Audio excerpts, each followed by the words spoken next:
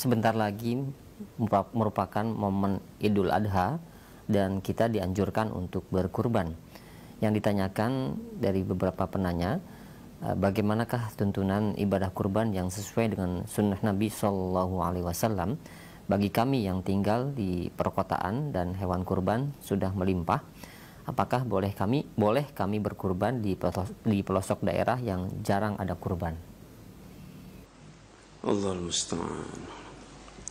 Ini ujung-ujungnya donasi ini. Dari pertanyaannya kelihatannya tebar hewan kurban. Mungkin itu maksudnya kali ya. Alhamdulillah wassalatu wassalamu rasulullah. Berkaitan dengan kurban sebenarnya nanti akan dibahas nanti menjelang Idul Adha, tapi karena ada pertanyaan sebenarnya tentang berkurban ini syariat. Setiap syariat sudah pasti syiar. Tidak setiap syiar itu syariat. Perhatikan itu. Kalau syariat itu syiar. Nah, itu. Dan Allah menyebutkan wa may yu'azzim sya'irallah fa innaha min taqwal qulub.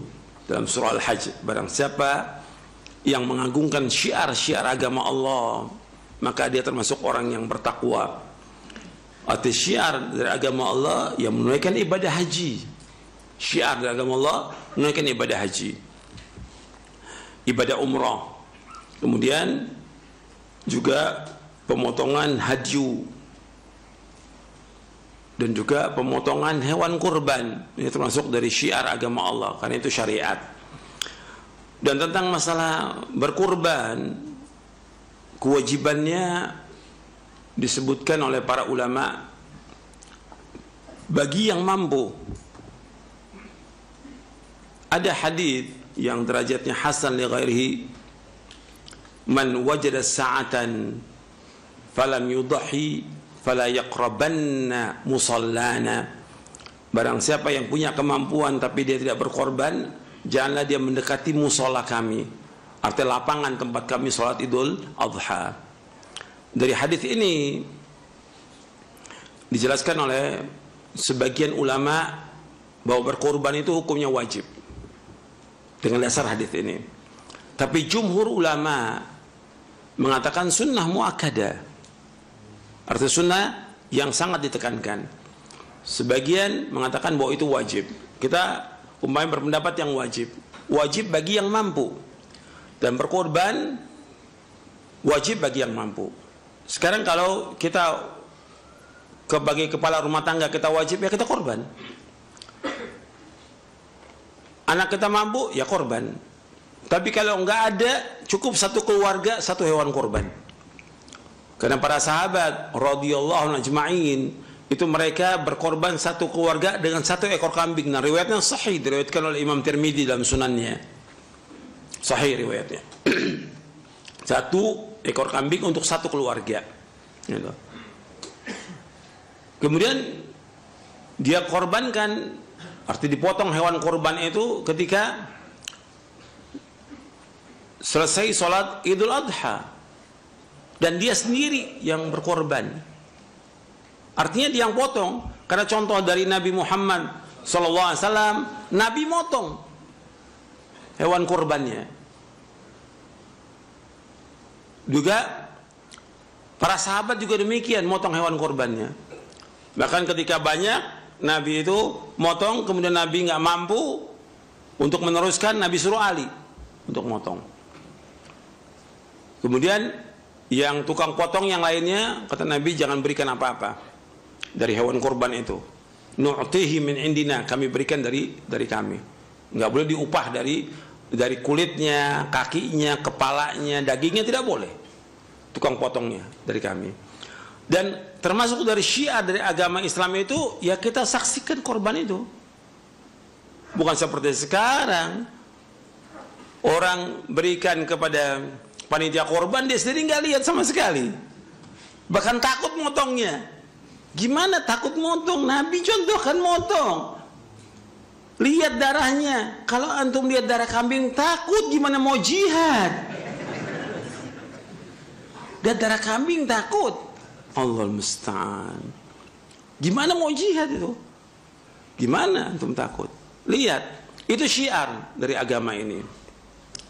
Dan itu tergantung pada kemampuan dan dilakukan di tempatnya, di daerah yang dia ada di situ.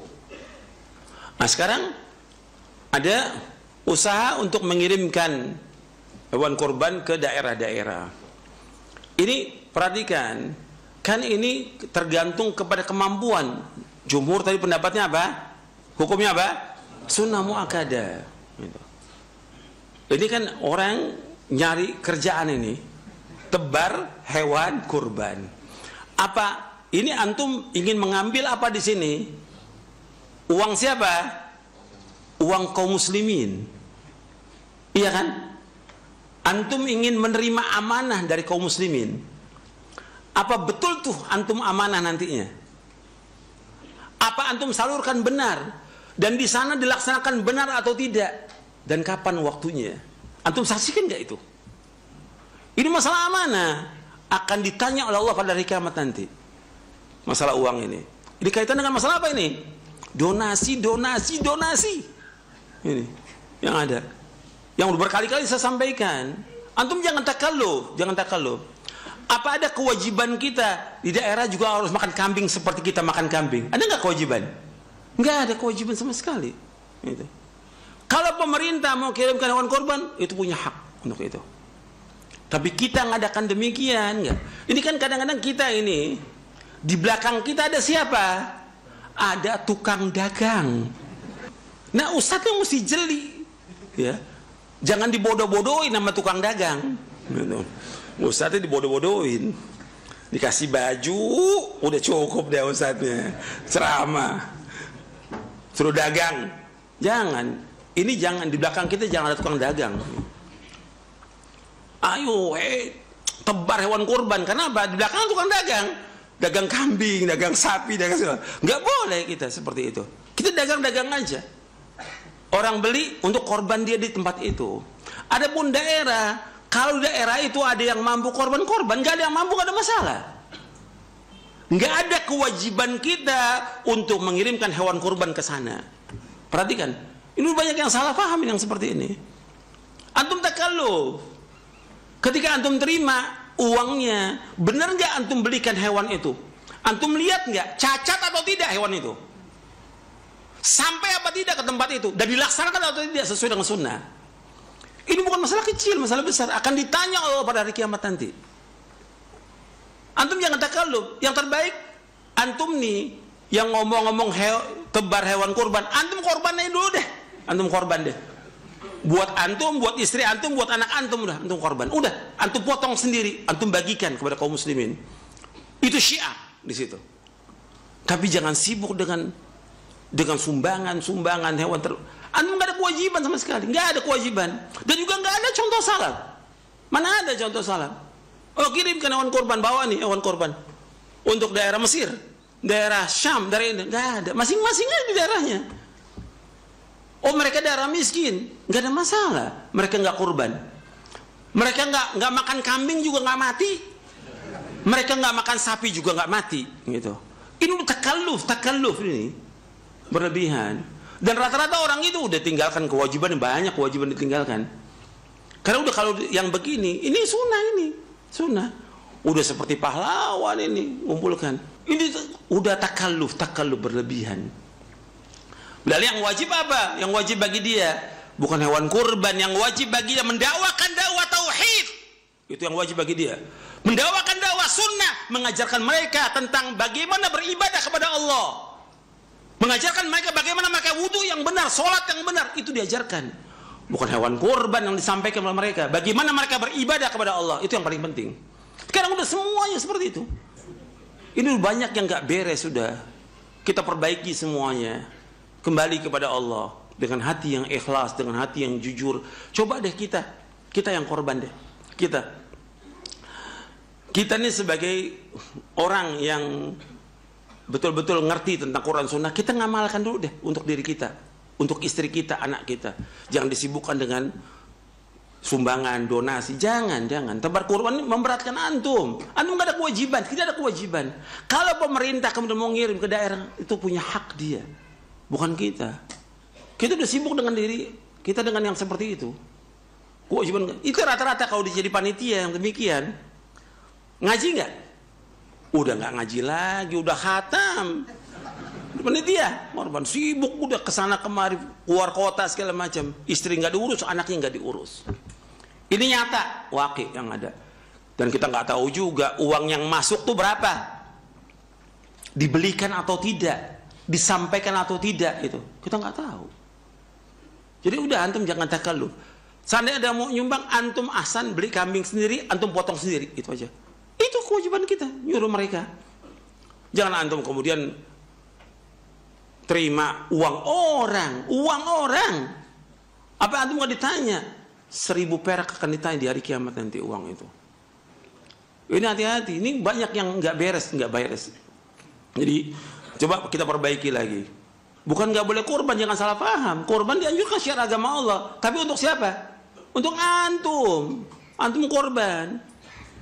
Jadi kita lihat deh, mendingan kita aja yang korban deh. Untuk keluarga kita anjurin masyarakat untuk korban, untuk mereka korban. Masing-masing korban. Kemudian mereka bagikan deh. Jadi jangan takalluf. Kita aja untuk ngurusin di kampung aja nggak beres, apalagi ngurusin untuk orang lain. Keluarga yang nggak beres, ngurusin orang lain.